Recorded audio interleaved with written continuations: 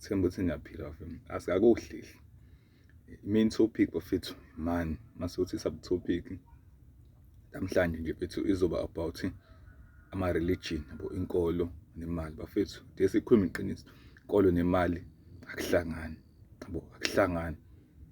Ungavumi nje ukublackmail esontweni lakho noma umuntu ekutshena ukuthi angeke ulibone inzulu uma unqaba nemali yakho. Leyo nto futhi ayihlangani yabo. Nenye into futhi umuntu bethu inqumo zakhe uphiliswa inqumo zakhe. Ukuthi inqumo uyithatha lamhlanje imali yakho izokwenzela i-future bethu right. If wenza inqumo right, akudakali uzwe ngabantu isikhathi esiningi. Ingane ngikutshena lokhu, ngifuna bethu mina uzoqala lenyanga ezoqala entsha, wazi kahle ukuthi hayi senginalo ipeni, senginalo ibhuku la ngibhala khona zonke izinto engizenzayo. Iliphu la ngigcina ifile engigcina khona iliphu yabo. Angifuni mina wenza bethu amaphutha. Angifuni mina if uzoqala ibhizinisi uzoqala ukuqala ukuthi uhambe uyoboleka iloan awuyenzi ngemali yakho because bethu ibhizinisi yabo iloan enza usuwenza i-second business uze sezokhokhwa ile business lokuqala because mase liphuma ephaketheni lakho impilo uzoyinyanya bra wami, impilo uzoyizonda yabo. Yabo bethu abantu abanama loan abayithandi impilo. Umuntu uthi evuka ubuhlungu wonke amazimba, amalungu omzimba. Yabo akuyona bethu impilo ufuna ukuyiphila lo. Yabo. Nenye into futhi yabona into eshaya kakhulu manje. Asi-understand lento yothando, asi-understand. Uthando bafethu ngathini mina ngokukholelwa kwami into esizonal but ngasho futhi ukuthi iya last forever.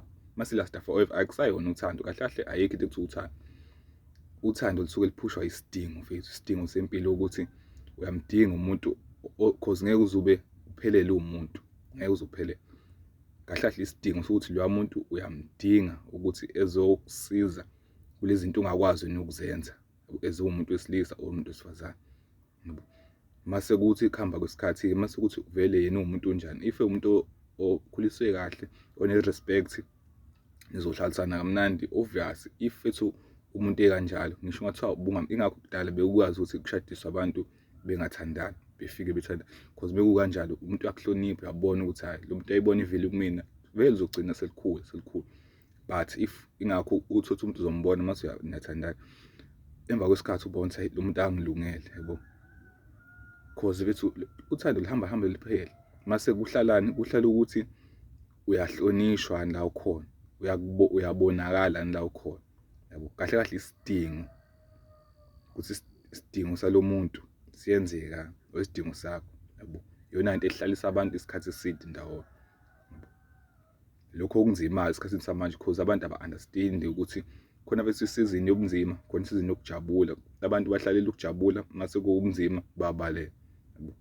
Izinto ezinjalo futhi ngifuna sikhulisane ngazo because bafethu ngeke sikubaleke ukuthi yabo ethi imali iyikho konke imali. Lokho nje ngeke sikuphike. Imali bethu iyikho konke. But ke asikwazi futhi ukumisuser itheme yokuthi singabantu and umuntu kube khona ubuntu yabo. Mekhona ubuntu khona bethu nale personality yakho ngisho ukuthi unayo imali ngisho ukuthi unayo. If bethu abantu babona njengezinja ungaba treat right obvious bethu mase unemali ngeke uzobaphathe kahle kakhulu yabo. Lokho kuyoba inkinga ke because azobadinga labantu. And even ngisho nebhizinisi lakho uyothi bethu ushaya iprofit ensoyimbo kodwa ubaholela abantu amakinati baholela imsangano. Lokho kuzodalana ukuthi ngisho ngathiwa bethu usuyawa lapha phezulu kuba khona nje bethu umuntu ombonayo ukuthi lo engakusiza ize ngenayo imali abantu baligodla usizo lami yabo. Imali ke bethu ngisho mina ukuthi isikhali esihle futhi esibukhali if izofika kumuntu obeseyitholile ngokuthi yabo nje into yokuqala ukuthi wamukele i-background yakho mase usebenza kuyona uzisebenze kuwena ube right. Empilweni bethu awukweledi umuntu lutho yabo. Lento yokusiza abantu bethu siyenza cause siphila under ubuntu, sinobuntu ngaphakathi sizalelwe yabo.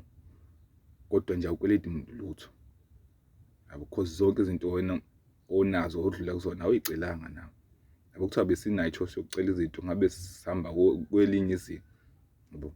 Ngabe shuthi wonke umuntu uzalelwe emndenini right yabo. Manje bafethu ngifuna sikhulume bethu sibe free izinto. Awukwazi bethu ukusatshwa ukuzondwa abantu ngokuthi uzokhuluma iqiniso or ukhulume bethu into oyifila ngaphakathi. Iqiniso futhi uhlezi liqiniso. If ulifihla namhlanje khona abantu elizobambuleleka libashaye. Abantu abalazi iqiniso fethu bebe aware, bebe right abantu bephile kuwo. Yabo. Iyona into esizele la emhlabeni ukuzophilisana. Hayi to biblical only. Yabo. Ukuphilisana financially because sihlala emalento le. Indaba yeBhayibheli sibona ngesonto kuphela. Asikwazi ukuthi ungalinda isonto kuphela ukuze uphile. Because fethu udinga ukudla ekugcineni kosuku, de ube nemali, imali bese iyawenza ube happy. Yabo. Angibonga futhi ithuba asenza amaningi. Asenza amaningi futhi asekhona namanje. Na YouTube ngikhona. Yabo. Supportane bafethu sikhulume. Yabo ushiya umyalezo usho ukuthi sizwa kanjani. If unenkinga mfethu ufuna ukubuza ukuthi hayi ngiqala ibhizinisi eliwukuthi